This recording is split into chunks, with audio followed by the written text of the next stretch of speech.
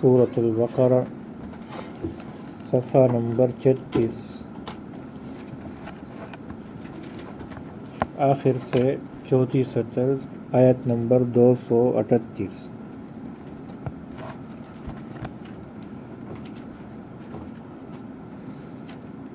اعوذ باللہ من الشیطان الرجیم، بسم اللہ الرحمن الرحیم۔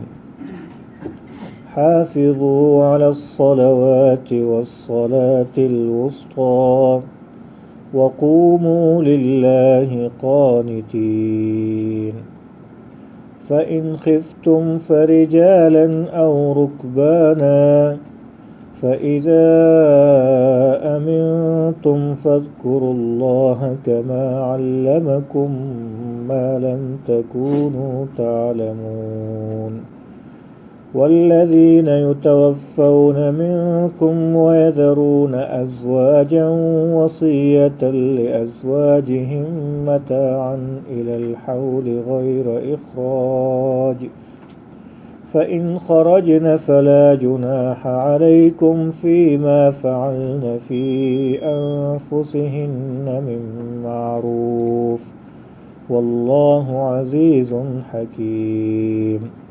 وللمطلقات متاع بالمعروف حقا على المتقين، كذلك يبين الله لكم آياته لعلكم تعقلون۔ آج کے سبق میں اللہ تبارک و تعالی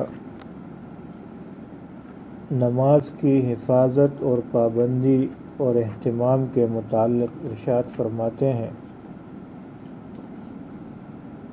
حافظوا علی الصلوات، خیال رکھو علی الصلوات، نمازوں کا محافظہ کرو، پابندی کرو، والصلاة الوسطی، اور خاص طور پر درمیانی نماز کا زیادہ اہتمام کرو۔ نماز صرف پڑھنا نہیں ہے بلکہ اس کا محافظہ ہے، یعنی اس کے پورے آداب، شرائط اور احکام کا لحاظ کرتے ہوئے صحیح طریقے سے نماز پڑھنا ہے اور مستقل پڑھنا ہے۔ تو دو باتیں ہیں اس میں، یہ نہیں کہ ایک دفعہ نماز پڑھ لی تو حکم پورا ہوا، نہیں، بار بار نماز کا حکم نیا ہوتا رہتا ہے اور حکم متوجہ ہوتا رہتا ہے۔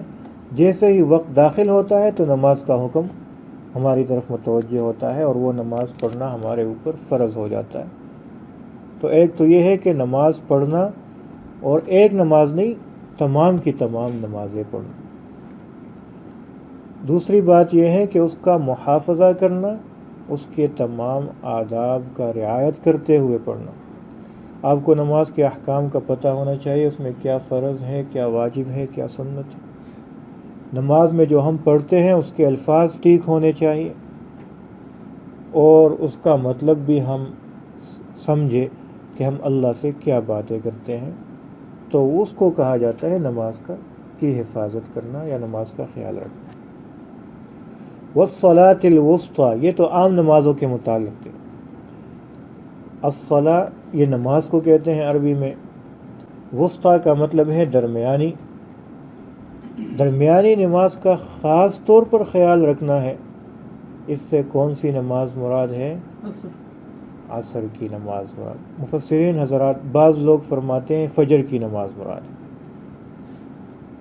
اور اکثر حضرات فرماتے ہیں کہ اس سے مراد عصر کی نماز ہے، کیونکہ یہ درمیان میں ہے اور دن کے بھی کنارہ ہے، رات کا بھی کنارہ ہے، اور یہ عصر کی نماز زیادہ محتم بشان اس لیے بھی ہے کہ اس میں غفلت زیادہ ہوتی ہے۔ یہ وقت ایسا وقت ہے کہ اس میں ہر بندے کی مصروفیت اپنی پیک پر پہنچ جاتی ہے۔ مثال کے طور پر دکاندار ہے تو وہ چاہتا ہے کہ دکان بند ہونے سے پہلے پہلے میرے کچھ دہاڑی بن جائے، کچھ کام کروں میں۔ مزدور ہے تو اس کا بھی آخری وقت ہوتا ہے، وہ کہتا ہے میں سارے کام نمٹا کے تو چلا جاؤں۔ اسی طرح یہاں تک کہ کھیل کود اور کھلاڑی، ان کا بھی دن ختم ہونے کو ہوتا ہے۔ تو چونکہ مصروفیت زیادہ ہوتی ہے، اور اس مصروفیت میں اللہ تبارک و تعالیٰ فرماتے ہیں کیونکہ نماز دین میں ایسی عظیم الشان عبادت ہے کہ کسی بھی صورت میں وہ اس کا چھوڑنا جائز نہیں ہے، تو ایسا نہ ہو میرے بندے یہ مصروفیت کی وجہ سے تمہاری عصر کی نماز قضا ہو جائے، تو یہ درمیانی نماز کا خاص طور پر خیال رکھنا ہے، تو اس کا زیادہ اہتمام کرنا چاہیے۔ اور ایک جگہ تو آتا ہے کہ یہ فرشتے بھی اس وقت تبدیل ہوتے ہیں، تو ویسے بھی نماز کا اہتمام کرنا ہے، عصر کی نماز کا خاص طور پر۔ آگے نماز کے متعلق ایک حکم ہے، وقوموا، اور کھڑے رہو تم، کھڑے ہو جاؤ، للہ، اللہ کے سامنے، قانتین، فرما بردار ہو کر، خاموشی سے فرما بردار ہو کر۔ پہلے یوں ہوتا تھا کہ نماز میں آ کر بندہ بات بھی کر سکتا تھا، سلام کا جواب بھی لیا جا سکتا تھا۔ ایک دفعہ حضرت عبداللہ بن مسعود رضی اللہ تعالیٰ عنہ گزر رہے ہیں، دیکھتے ہیں کہ آپ علیہ الصلوۃ والسلام نماز پڑھ رہے ہیں، تو سلام کیا، السلام علیکم یا رسول اللہ۔ وہاں سے کوئی جواب نہیں آیا، پہلے جواب آ جاتا تھا۔ پہلے نماز پڑھتے ہوئے آپ پوچھ بھی لیتے تھے کہ بھائی کتنی رکعتیں ہوئی، لیٹ پہنچ گئے، وہ کہتا تھا 3 ہوئی، آپ کو پتہ چل جاتا۔ یا اور بھی کوئی بات، مثال کے طور پر چابیاں کدھر رکھی ہوئے، آپ کو نماز میں بتا دیتا کہ وہ پاس ٹیبل پہ یا ادھر پڑی۔ تو باتیں جائز تھی شروع میں، سلام کرنا بھی جائز تھا، تسبیح کرنا بھی جائز تھا۔ تو وہ صحابی آتے ہیں، السلام علیکم یا رسول اللہ، تو اب ایسا نے کوئی جواب نہیں دیا۔ وہ پریشان ہوئے، پتہ نہیں میرے بارے میں کوئی وحی نازل ہوئی یا مجھ سے ناراض ہو گئے، اللہ ناراض ہو گیا، پتہ نہیں۔ وہاں تو ڈائریکٹ بات ہوتی تھی، جو بات ہوتی تھی تو کسی سے چھپ نہیں سکتی تھی۔ پریشان ہو گئے اور انتظار میں بیٹھ گئے۔ جیسے ہی سلام پھیر لیا آپ علیہ الصلوۃ والسلام نے، تو آپ علیہ السلام نے فرمایا وعلیکم السلام۔ اور یہ نماز اللہ تعالیٰ جیسے چاہتا ہے حکم نازل فرماتا ہے۔ پہلے اس میں بات کرنے کی اجازت تھی، اب وقوموا للہ قانتین، اللہ تعالیٰ فرماتے ہیں اب کھڑے ہو جاؤ اللہ کے سامنے، قانتین، فرمان بردار اور خاموشی کے ساتھ کھڑے ہو جاؤ، تو نماز میں باتیں کرنا وہاں سے کیا ہو گیا؟ فَإِنْ خِفْتُمْ، پس اگر تمہیں ڈر ہو کسی چیز کا، ڈر ہو یعنی دشمن کی لڑائی میں۔ ان نماز کا اہتمام اس حد تک ہے کہ اگر آپ میدان جنگ میں بھی ہو اور دشمن کا خوف ہو، تو بھی اگر آپ کھڑے ہو کے یا پھر سواری پہ سوار ہو کے نماز پڑھ سکتے ہو، تو ادھر بھی آپ نے نماز پڑھنی ہے۔ تو یہ حکم ہے۔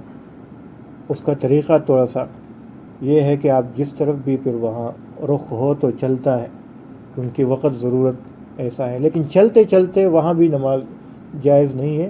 کھڑے ہو کر یا پھر کیا، یا سواری کے اوپر سوار ہو کر آپ نماز پڑھ سکتے ہو۔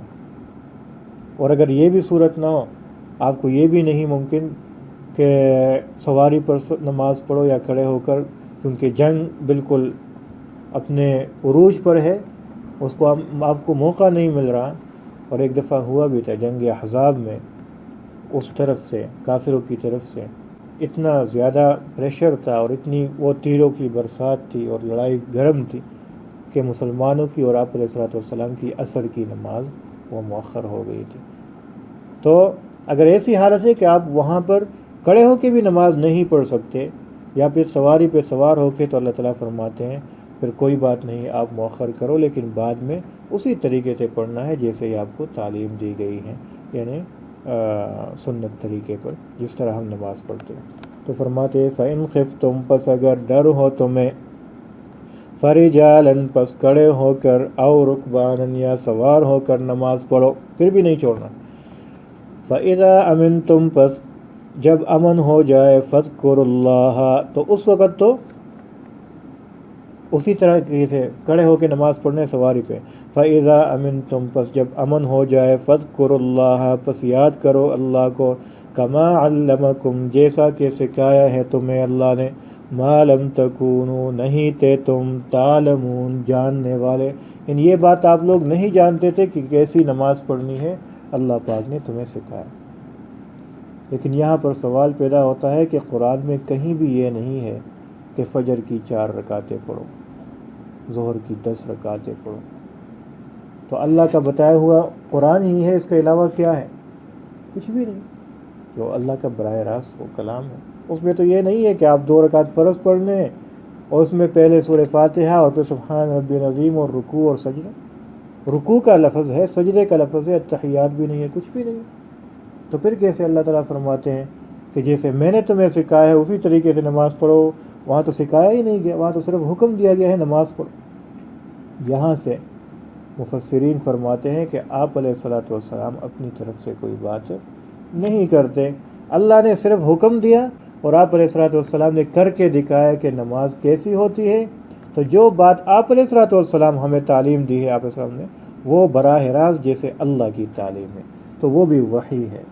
تو حدیث پاک بھی اللہ کی طرف سے وحی ہے، قرآن بھی اللہ کی طرف سے کیا ہے؟ وحی ہے۔ لیکن قرآن میں یہ ہے کہ یہ براہ راست ہے اور حدیث بواسطۃ النبی علیہ الصلوۃ والسلام۔ والذین یتوفون منکم، یہاں سے ایک مسئلہ جو ابھی منسوخ ہو چکا ہے، پہلے یہ مسئلہ تھا کہ میراث کا حکم نازل نہیں ہوا تھا اس وقت تک، تو اگر کوئی بندہ فوت ہو جاتا تو اس کے لیے حکم تھا، جیسے پہلے بھی ایک مسئلہ گزر چکا ہے کہ والدین کے لیے اپنے مال میں سے وصیت کرنا لازم تھا کہ میرے مال میں اتنا اتنا حصہ والدین اور رشتہ داروں کا ہوگا۔